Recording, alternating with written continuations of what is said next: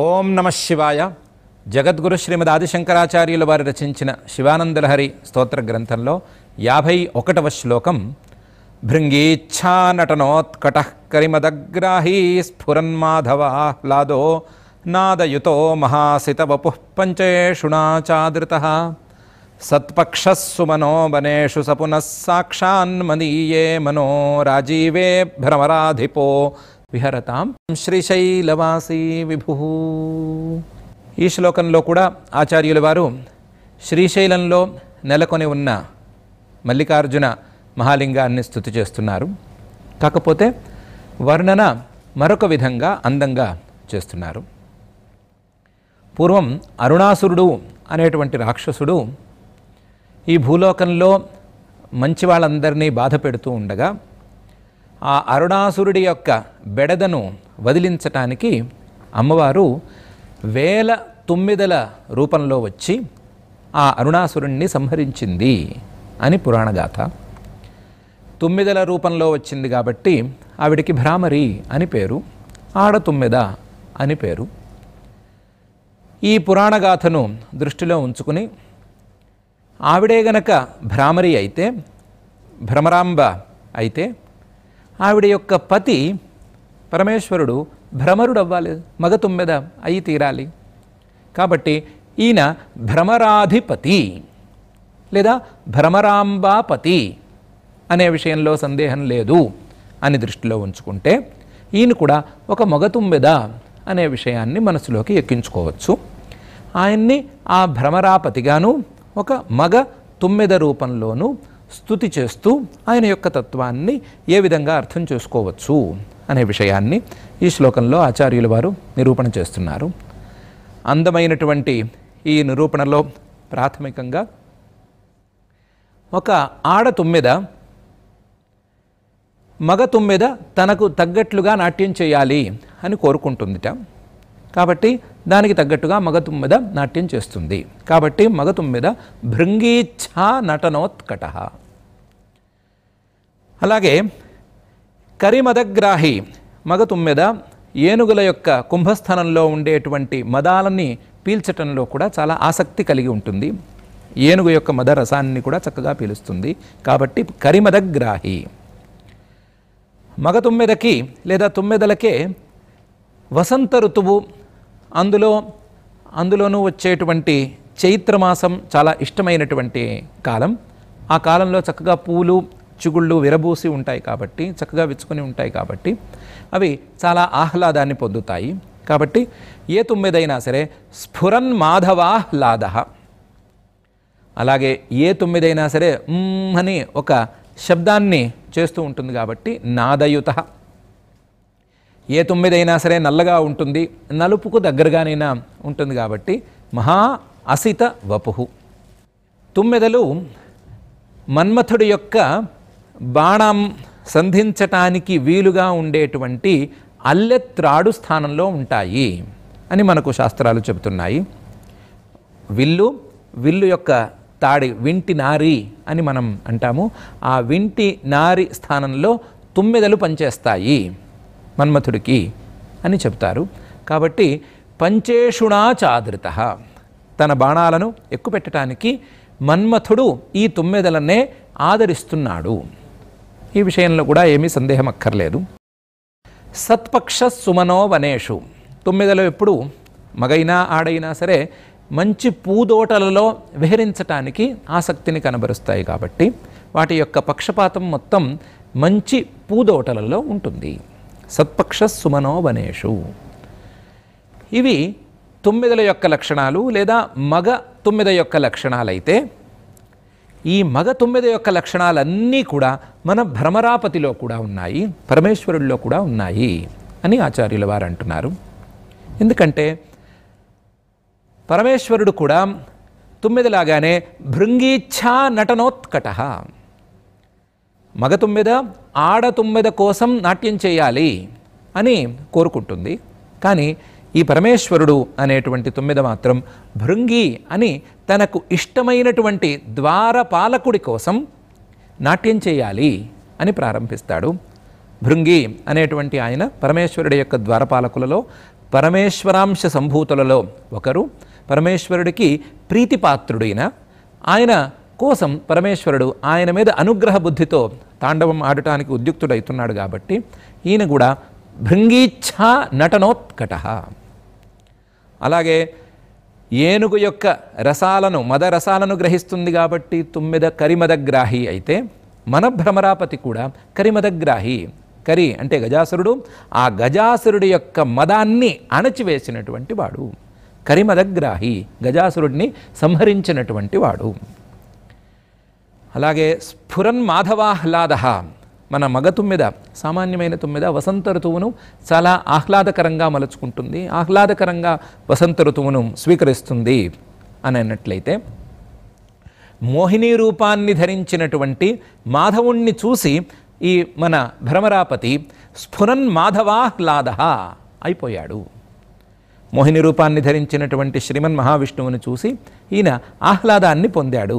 ఎంత అందగాడు ఈయన, తన యొక్క అందాన్ని స్త్రీ రూపంలో కూడా ప్రదర్శించాడు అనే విషయాన్ని పరమేశ్వరుడు ఆ మహావిష్ణువుని చూసి గ్రహించాడు, ఆహ్లాదాన్ని పొందాడు. కాబట్టి భ్రమరాపతి అయినటువంటి పరమేశ్వరుడు కూడా స్ఫురన్ మాధవాహ్లాద. తుమ్మెద నాదాన్ని చేస్తూ ఉంటుంది. పరమేశ్వరుడు భ్రమరాపతి నాదయుత, నాద స్వరూపుడు, ఓంకారనాదంతో నిండి ఉన్నటువంటి వాడు. అలాగే వివిధ అక్షరాల యొక్క నాదాలతో నిండి ఉన్నటువంటి వాడు, శబ్దస్వరూపుడు, నాదస్వరూపుడు. కాబట్టి నాదయుత. నాదం అనే శబ్దానికి ఎన్ని అర్థాలున్నాయో ఆ అన్ని అర్థాల యొక్క స్వరూపం ఈ పరమేశ్వరుడు, ఆ అన్ని అర్థాలతోనూ కూడి ఉన్నవాడు ఈ పరమేశ్వరుడు. కాబట్టి భ్రమరాపతి కూడా, మన భ్రమరాపతి కూడా నాదయుత అయి తీరుతున్నాడు. మహాసితవపు, తుమ్మెద మగ తుమ్మెద మహా అసితవపు అయితే, నల్లని శరీరం కలిగినదైతే, మన భ్రమరాపతి మాత్రం నల్లని శరీరం కలిగిన వాడు కాడు, తెల్లని శరీరం కలిగిన వాడు. కాబట్టి మహా సితవపు, గొప్పదైన తెల్లని శరీరం కలిగినటువంటి వాడు మహా సితవపు. తుమ్మెదలని, సాధారణమైనటువంటి తుమ్మెదలని మన్మథుడు తన వెంటి నారిగా ఆదరించాడు. పంచేషునా చాదృత అని ఆ అర్థంలో కుదురుతోంది. కానీ మన భ్రమరాపతిని మన్మథుడు, పంచేషువు అయినటువంటి మన్మథుడు తన లక్ష్యంగా చేసుకోవాలి అని ప్రయత్నించి విఫలమయ్యాడు. కాబట్టి తన లక్ష్యంగా ఈ భ్రమరాపతిని చేసుకోవాలి అని పంచేషుణ మన్మథుడి చేత ఆదృత, ఆదరింపబడినటువంటి వాడు అనే అర్థం మన భ్రమరాపతి అయినటువంటి పరమేశ్వరుడికి కూడా కుదురుతుంది. పంచేషుణా చాదృత. సత్పక్షస్సు మనోవనేషు, మంచి పూదోటలలో విహరించటానికి ఆసక్తిని కనబరిచేది తుమ్మెద అయితే, మగ తుమ్మెద కానీ ఏ తుమ్మెదైనా గనక అయినట్లయితే, మన భ్రమరాపతి సుమనోవనేషు, మంచి మనస్సు కలిగినటువంటి సామాన్య మానవుల యొక్క, ఋషుల యొక్క, దేవతల యొక్క మనస్సులలో విహరించటానికి పక్షపాతాన్ని చూపిస్తాడు. ఆ మనస్సులలో ఉండటానికి ఆసక్తిని కనబరుస్తాడు. సత్పక్ష సుమనోవనేషు. అటువంటి భ్రమరాపతి అంటే భ్రమర రూపాన్ని ధరించినటువంటి పార్వతీ అమ్మవారి యొక్క పతి అయినటువంటి ఆ పరమేశ్వరుడు సాక్షాత్ మనోరాజీవే, మదీయే మనోరాజీవే, నా యొక్క మనోరాజీవే, మనస్సు అనేటువంటి తామర పువ్వులో విహరతాం, విహరించుగాక. ఎటువంటి వాడు ఈయన? శ్రీశైలవాసీ విభువు, శ్రీశైలంలో నివసించేటువంటి వాడు, విభువు నానా రూపాలను ధరించినవాడు, వీటితో పాటు భ్రమరాధిప, భ్రమరాంబ యొక్క పతి. భ్రమర ఆడు తొమ్మిద రూపంలో ఉండేటువంటి ఆ పార్వతీ అమ్మవారి యొక్క పతి అయినటువంటి ఈ శ్రీశైలవాసి, శ్రీశైలంలో నివసించేటువంటి విభువు, నానా రూపాలను ధరించి ఉండేటువంటి పరమేశ్వరుడు నా హృదయం అనేటువంటి తామర పువ్వులలో విహరించుగాక అనే ప్రార్థనను ఆచార్యుల వారు ఈ శ్లోకంలో చూపిస్తున్నారు. భ్రమరాంబే గనక భ్రమర రూపంలో వెలసిల్లినట్లయితే, ఆ భ్రమరాంబ యొక్క పతి పరమేశ్వరుడు కూడా తొమ్మిది రూపంలోనే ఉండాలి. తొమ్మిదే అయితే గనక ఆ 9కు ఉండవలసినటువంటి లక్షణాలన్నీ పరమేశ్వరుడికి ఉండాలి. ఆ లక్షణాలలో ముందు భృగీచ్ఛ నటనోత్కట ఉంది, కరిమదగ్రాహి ఉంది, స్ఫురన్మాధవాహ్లాద ఉంది, మహావిష్ణువు యొక్క మోహిని అవతారాన్ని చూసి ఆహ్లాదాన్ని పొందాడు. అలాగే నాదయుత, నాదాన్ని తన యొక్క శరీరంగా చేసుకోవటం అనేటువంటి లక్షణం ఉంది. అలాగే మహాసితవపు, తెల్లని శరీరం ఉంది. అలాగే పంచేషుణాచాదృత, ఆ మన్మథుడు లక్ష్యంగా ఈయన్ని చేసుకున్నాడు, ఆ లక్షణం కూడా ఉంది. అలాగే సత్పక్ష సుమనోవనేషు అనేటువంటి లక్షణం ఇది కూడా ఉంది. కాబట్టి మగ తుమ్మెదకు ఉండవలసినటువంటి లక్షణాలన్నీ ఉన్నాయి. కాబట్టి ఈయన్ని మగ తుమ్మెద అనుకోవటంలో ఏమీ తప్పులేదు. ఆ తుమ్మెద, ఆ భ్రమరాధిపతి లేదా భ్రమరుడు ఎక్కడ ఉండాలి అంటే నా మనస్సు అనేటువంటి పద్మంలో విహరిస్తూ ఉండాలి. నా మనస్సు అనే పద్మంలోనే ఉండాలి. నా మనస్సు అనేటువంటి పద్మాన్ని విడిచి ఎక్కడికి వెళ్ళకూడదు.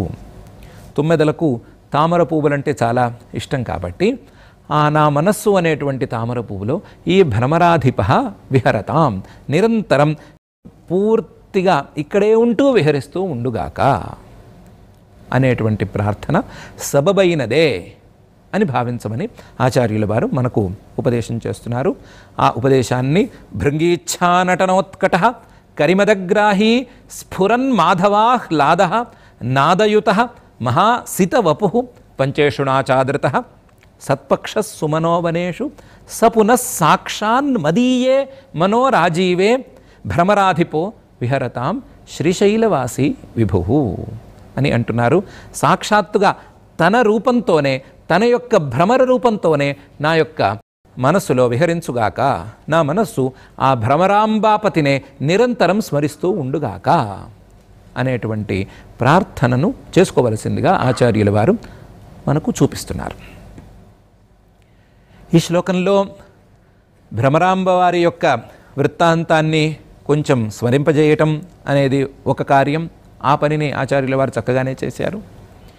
భ్రమరాంబాపతి కాబట్టి ఈయన కూడా భ్రమరుడే అవ్వాలి అనేటువంటి ఒక అందమైన నియమాన్ని తీసుకొచ్చి ఆ నియమానికి తగ్గట్లుగా 9కు ఉండవలసినటువంటి లక్షణాలన్నిటినీ భ్రమరాంబాపతి అయినటువంటి పరమేశ్వరుడికి పట్టించటం అనేటువంటి అందమైన కావ్య కళను కూడా ప్రదర్శించారు.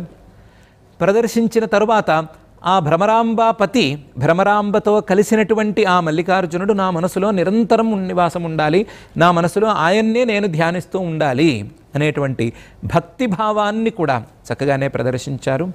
ప్రదర్శించడంతో పాటుగానే కొన్ని ప్రధానమైన విషయాలను కూడా అక్కడ మనకు ఉపదేశం చేస్తూ వచ్చారు. అందులో నాదయుత అనేటువంటి విషయం చాలా ప్రధానమైనటువంటి విషయం. ఒక తుమ్మెద గుమ్మని ఒక నాదం చేస్తుంది, ఆ నాదం లాంటి నాదం పరమేశ్వరుడిది అని అనుకుంటే సరిపోదు. పరమేశ్వరుడి యొక్క నాదమయమైనటువంటి శరీరం ఒకటి ఉంది అని తెలుసుకోవాలి అనే అభిప్రాయాన్ని వెల్లడిస్తూనే ఆచార్యుల వారు నాదయుత అనే 4 అక్షరాల పదాన్ని ఇక్కడ ఉంచారు అని చెప్పుకోవాలి. పరమేశ్వరుడి యొక్క నాదమయ శరీరం గురించినటువంటి ప్రస్తావన శివపురాణంలో ఒక చోట ఉంది. బ్రహ్మగారు సృష్టికి పూర్వం ఏం చేయాలి, ఎలా చేయాలి అనే విషయం పాలుబోని పరిస్థితులలో ఉన్నప్పుడు ఆయనకు శ్రీమన్మహావిష్ణువు కూడా జతకూడినప్పుడు వారిద్దరి ముందు వివాదంలో వారిద్దరూ ఉంటూ ఉండగా మహాశివలింగం ప్రత్యక్షమైనప్పుడు ఆ మహా అగ్నిలింగం యొక్క కొనని మూలాన్ని చూడటానికి వీరిద్దరూ బయలుదేరినప్పుడు వరాహ రూపంలో శ్రీమన్మహావిష్ణువు కిందకు వెళ్ళటము, పక్షి రూపంలో హంస రూపంలో బ్రహ్మగారు పైకి వెళ్ళటము జరిగినప్పుడు ఆ కొనని అలాగే మూలాన్ని వారిద్దరూ తెలుసుకోలేక తిరిగి వచ్చిన తరువాత వారిద్దరూ చర్చించుకోవటం ప్రారంభించారు. చర్చించుకున్న వారిద్దరూ పరమేశ్వరుడి యొక్క తత్వం ఏమిటి, ఈ తత్వాన్ని ఎలా తెలుసుకోవాలి, ఈ తత్వం యొక్క మొదలు చివర మనకు అర్థం కావటం లేదు కదా, అలాంటప్పుడు ఈ తత్వజ్ఞానం మనకు ఎలా కలుగుతుంది అనేటువంటి విచారణ వారిద్దరి మధ్య ప్రారంభమైంది. ఆ ప్రారంభమైనటువంటి సందర్భంలో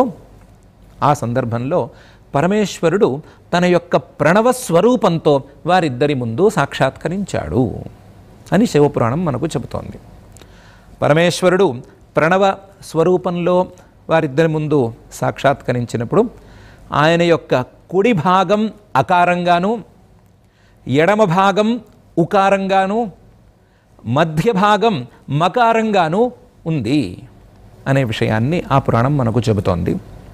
అందులోనూ అకారం సూర్యుడి యొక్క తేజస్సును కలిగి ఉంది, ఉకారం అగ్ని తేజస్సును ప్రకాశింపజేస్తోంది, మకారం చంద్రుడి యొక్క తేజస్సును ప్రదర్శిస్తోంది అని సూర్య అగ్ని చంద్రుల యొక్క రూపంలో ఉండేటువంటి అకార ఉకార మకారాల యొక్క సమూహమైనటువంటి ప్రణవ స్వరూపంలో పరమేశ్వరుడు వారి ముందు సాక్షాత్కరించాడు అని మనకు పురాణ గ్రంథం చెప్తోంది. ఆ ప్రణవ నాద స్వరూపుడైనటువంటి ఆ స్వామిని ఆ బ్రహ్మ విష్ణువులు ఇద్దరూ తెలుసుకున్నట్లుగానే మనం కూడా తెలుసుకోవాలి, మనం కూడా ఆ నాద రూపాన్ని అర్థం చేసుకోవాలి అనే అభిప్రాయాన్ని ఆచార్యులు వారు వెల్లడిస్తూ నాదయుత అనే పదాన్ని ఇక్కడ ప్రస్తావన చేస్తున్నారు. ప్రణవం అనేది ఒక నాదమైతే, ఈ సృష్టికి ముందు ఉన్న నాదమైతే, సృష్టి చేయటానికి ముందు ఉండేటువంటి శబ్ద స్వరూపంగా ఈ ప్రణవం మనకు తెలుస్తూ ఉన్నట్లయితే, ఆ ప్రణవం యొక్క కొంచెం విస్తృతమైనటువంటి రూపం లేదా సూక్ష్మ శబ్దం సూక్ష్మనాదం ప్రణవమైతే దాని యొక్క స్థూల రూపం నమశివాయ అనేటువంటి పంచాక్షరీ మహామంత్రం. ఆ నమశివాయ అనేటువంటి పంచాక్షరీ మహామంత్రం కూడా పరమేశ్వరుడి యొక్క స్వరూపమే. ఆ నాదం కూడా, స్థూల నాదం కూడా పరమేశ్వరుడి యొక్క స్వరూపమే. ఆ నమశివాయ అనేటువంటి మంత్ర జపాన్ని చేస్తూ ఉన్నటువంటి వారికి భక్తి శ్రద్ధలతో ఆ నమశివాయ అనే పంచాక్షరిని నోటితోనూ మనస్సుతోనూ ఉచ్చరిస్తూ ఉన్నటువంటి వారికి పరమేశ్వరుడు తన యొక్క నాద స్వరూపంతో సాక్షాత్కరిస్తాడు అనే విషయాన్ని మనకు పురాణ గ్రంథాలు తెలియచేస్తున్నాయి. ఆ అంశాన్ని కూడా ఆచార్యుల వారు ఇక్కడ నాదయుత సాక్షాన్ మదీయే మనోరాజీవే విహరతాం అనే అంశం ద్వారా చూపిస్తున్నారు. ఇది కాక పరమేశ్వరుడి యొక్క నాదమయమైనటువంటి శరీరాన్ని బ్రహ్మ విష్ణువులు మరింత విస్తృతంగా చూశారు అని కూడా మనకు పురాణ గ్రంథం చెప్తోంది. ప్రణవస్వరూపంలోనూ పంచాక్షరీ మహామంత్ర స్వరూపంలోనూ బ్రహ్మ విష్ణువులకు సాక్షాత్కరించినటువంటి పరమేశ్వరుడు మనం ఇప్పుడు వ్యవహారంలో వాడేటువంటి అక్షరాలన్నిటినీ కలబోసి అక్షరాలన్నిటి యొక్క రూపంలోనూ సాక్షాత్కరించాడు అని అదే గ్రంథం అదే సందర్భంలో మనకు బోధిస్తోంది. అందులో అకారం ఆ అనేటువంటి అక్షరం ఆ పరమేశ్వరుడి యొక్క శిరస్సుగా కనిపించింది బ్రహ్మ విష్ణువులకు. ఆ అనేటువంటి దీర్ఘ ఆకారం పరమేశ్వరుడి యొక్క లలాటంగా కనిపించింది. ఇకారం పరమేశ్వరుడి యొక్క కుడి కన్ను, ఈకారం ఎడమ కన్నుగా కనిపించినాయి. ఉకారం కుడి చెవి, ఊ అనేటువంటి దీర్ఘ ఊకారం ఎడమ చెవిగా పరమేశ్వరుడి యొక్క ఎడమ చెవిగా కనిపించినాయి. రు అనేటువంటి రుకారం అచ్చులలో ఉండేటువంటి రుకారం పరమేశ్వరుడి యొక్క కుడి చెక్కిలిగా, రు అనేటువంటి దీర్ఘం పరమేశ్వరుడి యొక్క ఎడమ చెక్కిలిగా కనిపించినాయి.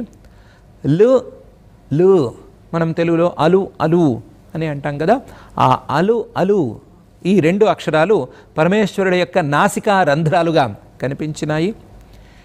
ఏ అనేటువంటి అక్షరం పరమేశ్వరుడి యొక్క పై పెదవిగా కనిపించింది.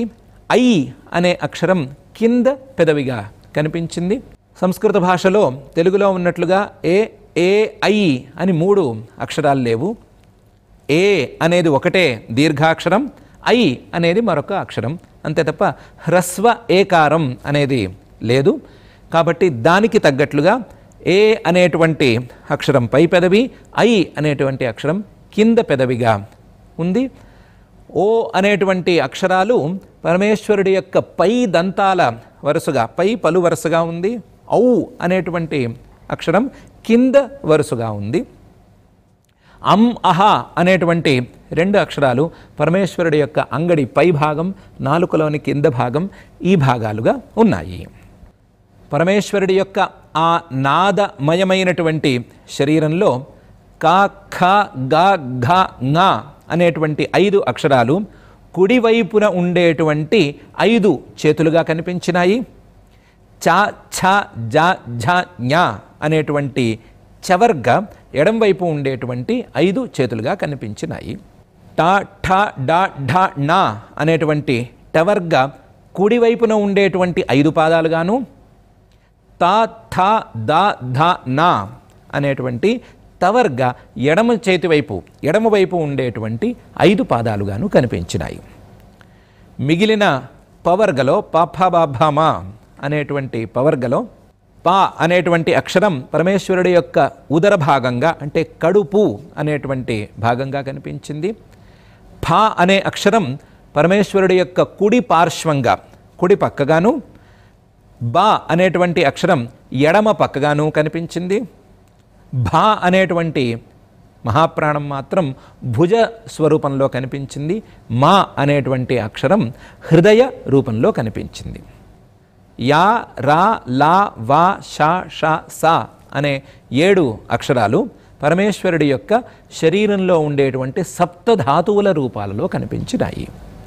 శరీరంలో ప్రధానంగా సప్తధాతువులు ఉంటాయి అని వైద్యశాస్త్రం చెబుతోంది. ఆ వైద్యశాస్త్రంలో ప్రసిద్ధమైనటువంటి సప్తధాతువుల రూపాలలో ఈ 7 అక్షరాలు కనిపించినాయి. హ అనేటువంటి అక్షరం నాభిగా కనిపించింది. క్ష అనే అక్షరం మూత్రావయవంగా కనిపించింది.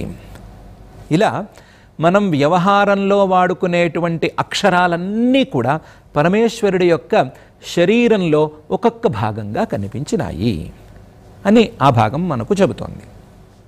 ఈ విధంగా చూసినప్పుడు పరమేశ్వరుడు సర్వాక్షర స్వరూపుడు, సర్వవర్ణమయ శరీరము కలిగినవాడు అనే విషయం ప్రస్ఫుటమవుతోంది. ఈ అంశాన్ని దృష్టిలో పెట్టుకున్నటువంటి ఆచార్యుల వారు నాదయుతః అనే పదాన్ని ఇక్కడ ఉంచి పరమేశ్వరుడి యొక్క శరీరం నాదయుతంగా ఉంది, ఆ నాదం ద్వారా తెలుసుకోవలసినటువంటి ఆ నాదం ద్వారా పుట్టినటువంటి అక్షరమయంగానూ ఉంది, శబ్దమయంగానూ ఉంది అనే విషయాన్ని ప్రస్తావన చేస్తున్నారు. అయితే నాదయుతః అని ఆచార్యుల వారు చెప్పినా లేదా పురాణంలో మరొక రీతిలో ఈ అంశాన్ని చెప్పినా ప్రయోజనం ఏమిటి, ఇలా ప్రతిపాదన చేయటంలో ఆంతర్యం ఏమిటి అనే ప్రశ్న మనకు కలగాలి. అలా కలిగినప్పుడు దానికి వివరణ అక్కడే మనకు తెలుస్తోంది. ఈ అక్షరాలన్నీ కలిస్తే మనం వ్యవహారంలో మాట్లాడుకునేటువంటి భాష రూపంలో పరిణమిస్తాయి. మన వాక్యాలన్నీ ఆ అక్షరాల మయంగానే ఉంటాయి అనే అంశం ఒకవైపు ఉండగా, మరొక వైపు ఈ అక్షరాలు కలిస్తే వేద రూపంలో మన ముందొస్తాయి. మానవులకు సన్మార్గాన్ని ప్రదర్శించేటువంటి వేదం మొత్తం ఈ అక్షరాల రూపంలోనే అమరి ఉంది. ఈ అక్షరాల రూపంలో ఉండేటువంటి వేదం యొక్క చివరి భాగాలైనటువంటి ఉపనిషత్తులు కూడా ఈ అక్షరాల యొక్క ఒక విన్యాసాలు మాత్రమే. ఆ ఉపనిషత్తులలో పరమేశ్వరుడి యొక్క నాదమయమైన తత్వం స్పష్టంగా తెలుస్తోంది. కాబట్టి ఈ అక్షరాల ద్వారా పరమేశ్వరుడి యొక్క నాదమయమైన తత్వం అక్షరాల ద్వారానే తెలుసుకోవాలి. పరమేశ్వరుడి యొక్క అక్షరతత్వం, పరమేశ్వరుడి యొక్క వర్ణమయమైన తత్వం, పరమేశ్వరుడి యొక్క నాదమయమైన తత్వం అక్షరాల ద్వారా అంటే వేదాంతాల ద్వారా, ఉపనిషద్వాక్యాల ద్వారానే తెలుసుకోవాలి అనే విషయం ప్రధానమైనటువంటి విషయం అని కూడా ఇక్కడ మనకు సమాధానంగా తెలుస్తోంది. ఆ సమాధానంగా తెలుసుకోవలసినటువంటి అంశాలన్నిటినీ దృష్టిలో ఉంచుకొని ఆచార్యుల వారు నాదయుతః అనేటువంటి పదాన్ని ఇక్కడ ఉంచుతున్నారు. అదేవిధంగా పంచేషుణాచాదృతః అనే పదాన్ని కూడా ప్రధానంగానే ఆచార్యుల వారు భావిస్తున్నారు. మన్మథుడు పువ్వులు అనేటువంటి బాణాలను పరమేశ్వరుడి మీద వేయటానికి ప్రయత్నం చేశాడు. భక్తుడు కూడా పూలనే పరమేశ్వరుడి మీద వేస్తాడు. కానీ మన్మథుడు భస్మమైపోయాడు, భక్తుడు మాత్రం కోరుకున్న ఫలితాలను పొందుతున్నాడు. వీరిద్దరి మధ్య పూలు వేయటం అనేది సమానంగా ఉన్నప్పటికీ ఫలితాలలో భేదం ఎందుకు వచ్చింది అని ఆలోచించుకోవాలి. ఆలోచించుకుంటే మన్మథుడు ఏ భావంతో ఆ పూలు వేయటానికి ప్రయత్నం చేశాడు, భక్తుడు ఏ భావంతో ఏ భక్తితో పూజ చేయటానికి ఉపక్రమిస్తున్నాడు అనేటువంటి తేడా ప్రస్ఫుటంగా కనిపిస్తుంది.